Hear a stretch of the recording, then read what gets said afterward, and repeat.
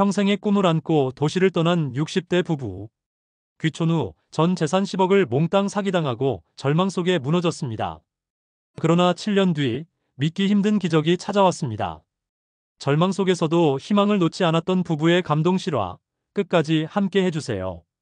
사연 시작 전 구독과 좋아요 버튼 눌러주시면 사연의 재미가 2배가 됩니다. 사연 이야기 시작합니다. 저는 68세 김영우입니다. 서울에서 태어나 서울에서 자란, 평생을 도시에서 보낸 사람입니다. 아내 순자와 함께 40년을 넘게 이 복잡하고 바쁜 도시에서 살아왔습니다. 회사원으로 일하며 매일 지하철을 타고 출퇴근하고 좁은 아파트에서 살림을 꾸려나가는 것이 저희 일상이었습니다. 퇴직을 앞두고 있을 때 문득 이런 생각이 들었습니다. 이제 정말 내가 원하는 삶을 살아봐야 하지 않을까? 매일 듣는 자동차, 소음, 복잡한 사람들, 회색빛 아파트 단지들이 점점 더 답답하게 느껴졌습니다. 아내도 마찬가지였나 봅니다. 어느 날 저녁 베란다에서 먼 산을 바라보며 이렇게 말했습니다. 여보, 우리 시골로 내려가서 살면 어떨까요? 텃밭도 만들고 공기 좋은 곳에서 여생을 보내면 얼마나 좋을까요? 그때만 해도 우리는 순진했습니다. 시골 생활에 대한 로망만 가득했죠. 맑은 공기, 새소리, 텃밭에서 기른 싱싱한 채소들. 그런 상상들이 우리를 설레게 했습니다. 퇴직금과 그동안 모아둔 노후 자금을 합치니 약 10억 원이 되었습니다. 서울에서는 작은 돈이었지만 시골에서는 꽤 큰 돈이라고 생각했습니다. 그렇게 귀촌을 준비하고 있던 중 옛 직장 동료인 박 부장을 우연히 만났습니다. 영호야, 요즘 시골 땅값이 얼마나 오르는지 알아? 특히 펜션이나 카페 같은 걸 할 수 있는 곳은 황금알을 낳는 거야. 박 부장은 부동산 투자로 돈을 많이 벌었다고 자랑스럽게 말했습니다. 그리고 저에게 좋은 땅이 있다며 소개해 주겠다고 했습니다. 충청도 산골에 정말 좋은 땅이 있어. 계곡 옆이라 경치도 끝내주고 서울에서 2시간이면 와. 펜션 지으면 돈 벌기 딱 좋은 곳이야. 내가 미리 알아봤거든. 그의 말은 정말 달콤했습니다. 귀촌도 하고 돈도 벌 수 있다니 일석이조라고 생각했습니다. 아내와 상의해보니 아내도 좋다고 했습니다. 여보, 우리가 직접 운영하는 작은 펜션이라니 생각만 해도 설레요. 도시 사람들이 와서 맛있는 음식 먹고 쉬어가면 얼마나 뿌듯할까요? 우리는 그 꿈에 빠져들었습니다. 박 부장이 보여준 사진 속 땅은 정말 아름다웠습니다. 맑은 계곡물이 흐르고 산으로 둘러싸인 그곳에서 여생을 보낸다고 생각하니 가슴이 뛰었습니다. 결국 우리는 그 땅을 샀습니다. 10억 원 중 8억 원을 투자했습니다. 남은 2억 원으로는 집을 짓고 펜션을 지을 계획이었습니다. 박 부장은 건축업체까지 소개해 주었고 모든 것이 순조롭게 진행되는 것 같았습니다. 서울 아파트를 정리하고 시골로 내려간 첫날, 저희는 정말 행복했습니다. 새벽에 일어나 새소리에 귀 기울이고 맑은 공기를 마시며 산책하는 것이 꿈만 같았습니다. 아내는 벌써 어디에 꽃밭을 만들지, 어디에 텃밭을 가꿀지 계획을 세우고 있었습니다. 하지만 행복은 오래가지 않았습니다. 집을 짓기 시작한 지 한 달 후, 군청에서 공무원이 찾아왔습니다. 그리고 청천벽력 같은 말을 했습니다. 죄송합니다만 이 땅은 개발 제한 구역입니다. 여기에는 집을 지을 수 없어요. 그리고 지금 짓고 있는 건물은 불법 건축물이니까 즉시 중단하시고 철거하셔야 합니다. 머리가 하얘졌습니다. 무슨 말인지 이해할 수가 없었습니다. 박 부장은 분명히 모든 것을 확인했다고 했는데 어떻게 이런 일이? 급히 박 부장에게 연락했지만 전화는 연결되지 않았습니다. 며칠 후에야 알았습니다. 그가 이미 해외로 도망쳤다는 것을. 저뿐만 아니라 여러 사람을 속여 수십억 원을 가로챈 사기꾼이었다는 것을. 그날부터 지옥 같은 시간이 시작되었습니다. 변호사를 찾아가 봤지만 돌려받을 수 있는 돈은 거의 없다고 했습니다. 이미 건축에 들어간 2억 원도 날린 상황이었습니다. 평생 모은 10억 원이 순식간에 사라져버린 것입니다. 아내는 충격이 너무 컸나 봅니다. 며칠 동안 밥도 먹지 않고 방에서 울기만 했습니다. 저도 마찬가지였습니다. 잠도 오지 않고 먹는 것도 목에 넘어가지 않았습니다. 내가 어떻게 이런 바보 같은 일을, 평생 열심히 일해서 모은 돈을, 자책감이 밀려왔습니다. 아내에게 미안하고 우리의 미래가 막막했습니다. 68세에 무일푼이 된 상황, 다시 시작하기에는 너무 늦었다는 생각만 들었습니다. 매일 밤 소주를 마시며 하루를 보냈습니다. 술에 취해야만 잠들 수 있었습니다. 아내는 그런 저를 보며 더욱 눈물을 흘렸습니다. 우리는 말 그대로 나락으로 떨어져 있었습니다. 한 달, 두 달이 지나도 상황은 나아지지 않았습니다. 서울로 돌아가자니 집도 이미 정리한 상태였고, 시골에 있자니 앞으로 어떻게 살아야 할지 막막했습니다. 그런데 어느 날 아내가 저에게 말했습니다. 3개월 만에 처음으로 제대로 된 말이었습니다.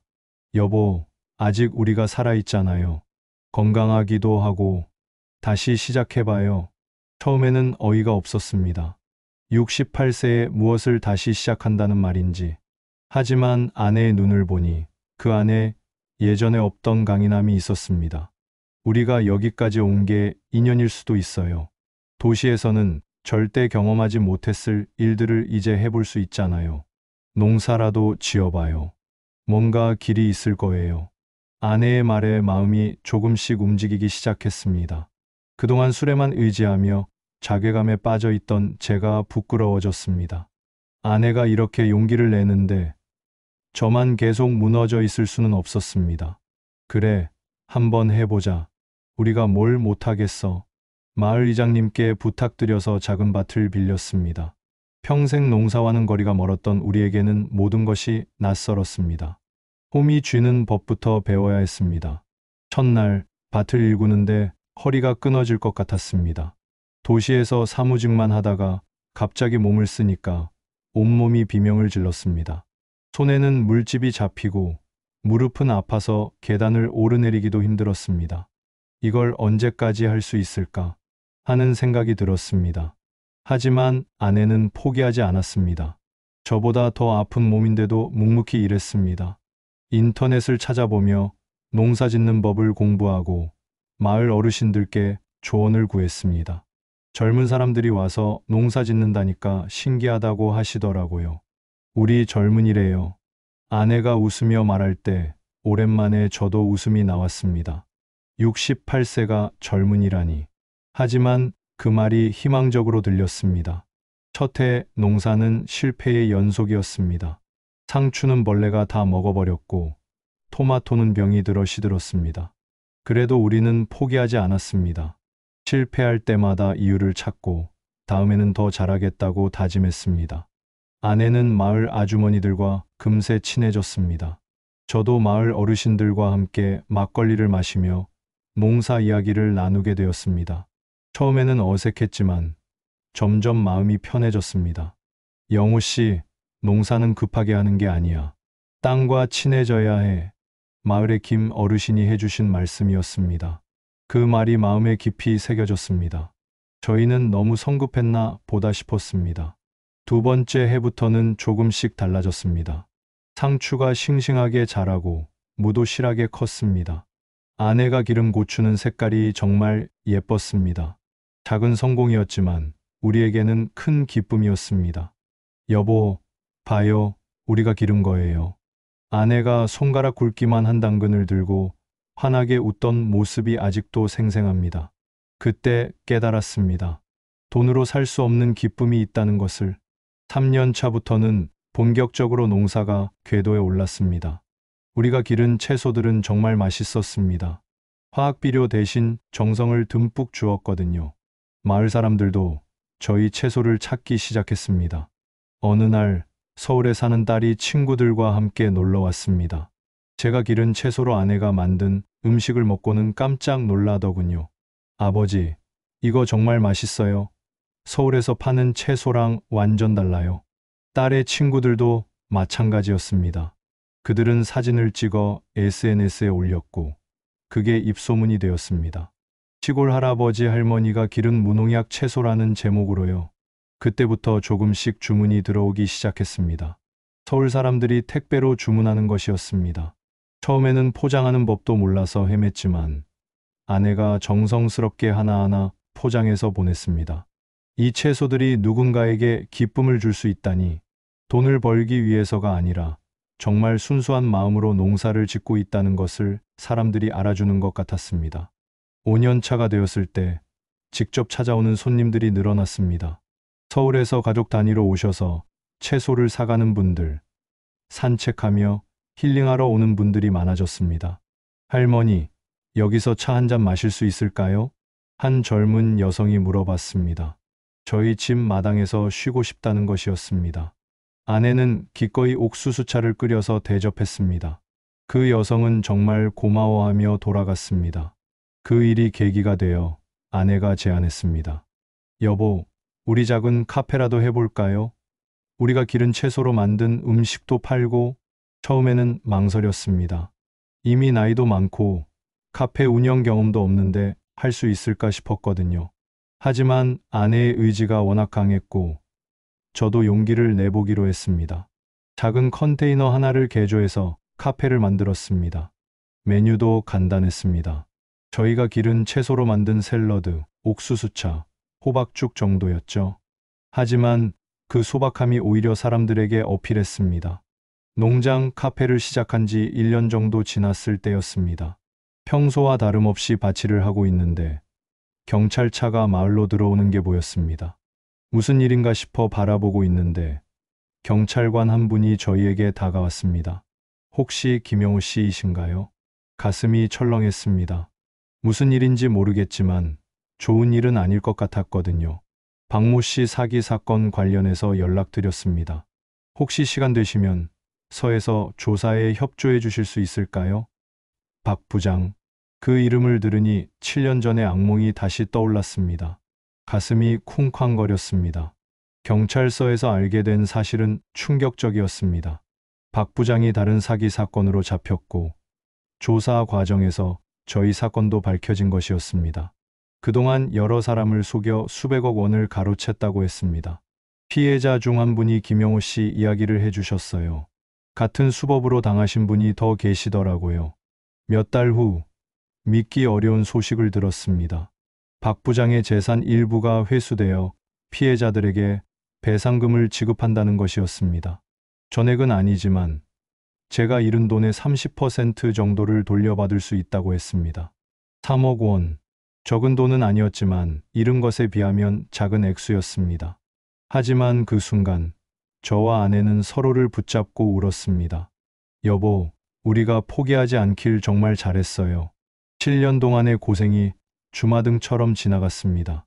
절망에 빠져 술만 마시던 날들, 아내와 함께 눈물을 흘리던 밤들, 처음 농사를 지으며 온몸이 아팠던 날들, 그리고 조금씩 희망을 찾아가던 시간들. 우리가 버텨낸 시간들이 헛되지 않았다는 것을 느꼈습니다. 지금 저희는 작지만 안정적인 농장 카페를 운영하고 있습니다. 주말이면 서울에서 가족 단위로 찾아오는 손님들로 북적입니다. 저희가 직접 기른 싱싱한 채소로 만든 음식을 드시며 휴식을 취하는 모습을 보면 뿌듯합니다. 할아버지, 할머니, 여기 너무 좋아요. 또 올게요. 아이들이 해주는 그 말 한마디가 저희에게는 세상 어떤 돈보다 값집니다. 경제적으로도 예전만큼은 아니지만 충분히 생활할 수 있게 되었습니다. 배상금 3억 원과 농장 카페 수입을 합치면 검소하게 살기에는 부족함이 없습니다. 무엇보다 건강하게 살 수 있어서 감사합니다. 돌이켜보면 그 사기 사건이 저희에게는 위기이자 기회였습니다. 만약 그 일이 없었다면 저희는 평범한 시골 펜션을 운영하며 손님들과 피상적인 관계만 맺었을지도 모릅니다. 하지만 바닥까지 떨어져 본 경험이 저희를 더 강하게 만들었습니다. 진짜 소중한 것이 무엇인지 깨달았습니다. 돈이 아니라 서로를 의지하며 함께 헤쳐나가는 힘이었습니다. 아내와 함께 해질녘 밭을 거닐며 이야기하는 시간, 손님들이 맛있게 드시는 모습을 보는 기쁨, 마을 사람들과 나누는 정다운 인사. 이런 것들이 진짜 부의 의미라는 것을 알게 되었습니다. 요즘 저희에게는 새로운 꿈이 생겼습니다. 저희 같은 경험을 한 사람들에게 희망을 주고 싶다는 것입니다. 가끔 비슷한 처지의 노인분들이 저희를 찾아오시거든요. 어떻게 다시 일어서셨어요? 그런 질문을 받을 때마다 저는 이렇게 말씀드립니다. 포기하지 마세요. 살아있으면 길이 있어요. 그리고 혼자가 아니라 함께라면 어떤 어려움도 이겨낼 수 있어요. 작년에는 마을에서 귀촌 멘토링 프로그램을 시작했습니다. 도시에서 내려와 시행착오를 겪는 분들에게 저희 경험을 나누는 것입니다. 저희가 겪었던 실수들을 다른 분들은 하지 않았으면 하는 마음에서입니다. 지금 생각해보면 저 혼자였다면 절대 일어설 수 없었을 것입니다. 아내가 먼저 손을 내밀지 않았다면 저는 아직도 술에 취해 자책하며 살고 있을지도 모릅니다. 반대로 아내 혼자였어도 마찬가지였을 것입니다. 서로가 서로에게 힘이 되어 주었기 때문에 가능했던 일입니다. 한 사람이 무너졌을 때 다른 사람이 일으켜 세우고 또 그 반대의 상황에서도 마찬가지였습니다. 아침에 일어나 창문을 열면 보이는 저희 밭, 그리고 그 너머로 보이는 산들이 저는 정말 좋습니다. 7년 전에는 절망으로 보였던 이 풍경이 지금은 희망으로 보입니다. 가끔 예전 직장 동료들이 놀러 옵니다. 처음에는 저희 처지를 안타까워하며 왔지만 지금은 부러워하며 옵니다. 영호야, 너 정말 행복해 보인다. 우리는 서울에서 여전히 복잡하게 살고 있는데 그럴 때마다 저는 생각합니다. 행복은 가진 것에 많고 적음에 달린 것이 아니라 현재에 감사할 줄 아는 마음에 달린 것이라고. 68세의 인생의 가장 큰 시련을 겪었지만 그 덕분에 진짜 소중한 것을 찾을 수 있었습니다. 돈을 잃었지만 진짜 부를 얻었습니다. 지금도 저희에게는 꿈이 있습니다. 작지만 의미 있는 꿈들이요. 내년에는 체험농장도 만들어서 도시 아이들이 농사의 소중함을 배울 수 있는 공간을 만들고 싶습니다. 그리고 저희처럼 인생의 어려움을 겪는 분들에게 작은 희망이라도 줄 수 있으면 좋겠습니다. 나이가 들어서도 새로운 시작이 가능하다는 것, 넘어져도 다시 일어설 수 있다는 것, 그리고 무엇보다 사랑하는 사람과 함께라면 어떤 어려움도 이겨낼 수 있다는 것을 저희가 증명하고 있습니다. 오늘도 아내와 함께 밭에 물을 주며 생각합니다. 우리가 여기까지 온 것 참 대단하다. 그리고 내일 또 어떤 작은 기적이 일어날지 기대하며 하루를 마무리합니다. 살아있다는 것 자체가 얼마나 큰 축복인지 이제야 진정으로 알 것 같습니다. 사연 재밌게 들으셨나요? 구독과 좋아요 잊지 마시고요. 댓글로 여러분의 생각을 나눠주세요. 다음 영상에서도 더 감동적이고 흥미로운 이야기로 찾아뵙겠습니다. 함께 해주셔서 감사합니다.